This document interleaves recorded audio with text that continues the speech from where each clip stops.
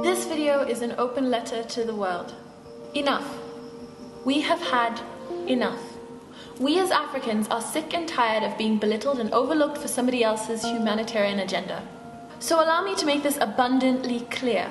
Africa is not a country. It is a continent, a big one, with 54 countries and a lot to offer.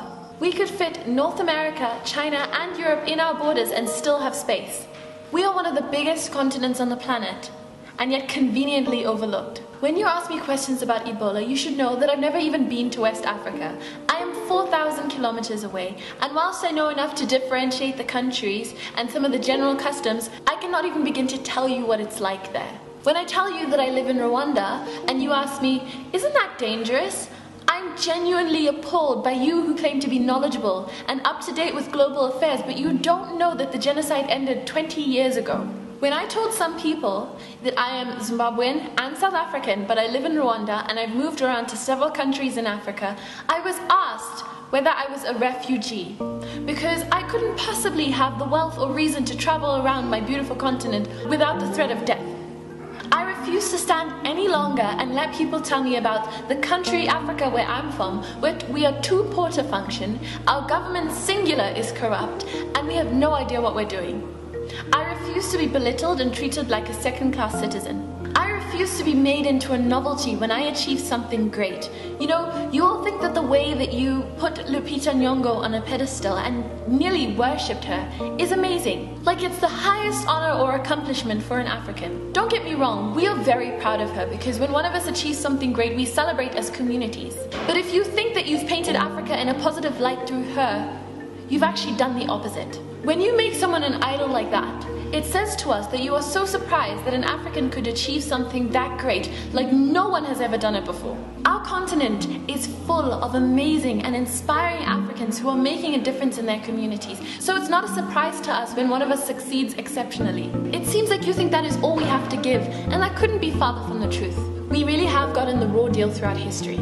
We've been looked down upon, colonized, our resources have been stolen, we've been segregated, subjected to violence, institutionalized racism. We as Africans have accomplished so much. Nelson Mandela, Desmond Tutu, Paul Kagame, Wole Soyinka, Wangari Maathai, Strive Masiyiwa, Chimamanda Adichie, just to name a few. Why can't you see our achievements rather than the single story of poverty and helplessness? So I want you to do a few things for me today. Take a mere 5 minutes out of your day to open Google and look up the map of Africa. Look at the different countries.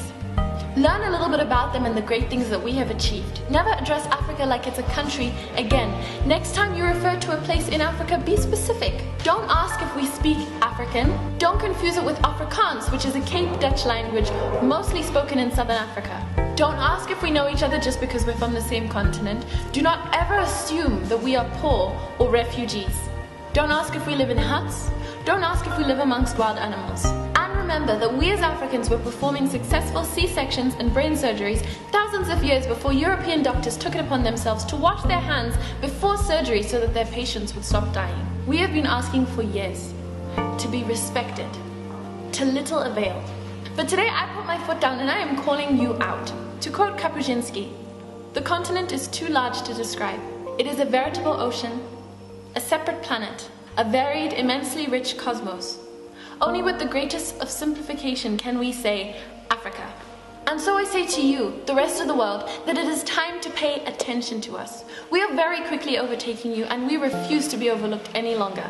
From Iwani Mawacha. If you want to know more about the points that I've raised in this letter, please follow the link down below. I will also be posting it to my Tumblr page from where you can reblog and share it to other people. Thank you for watching this video. Please subscribe to my channel, follow my links down below, share, like, and comment. I would love to hear your thoughts. My name is Iwani Mawacha and this is Pepper and Soul, my YouTube channel. And I will see you next time I post a video.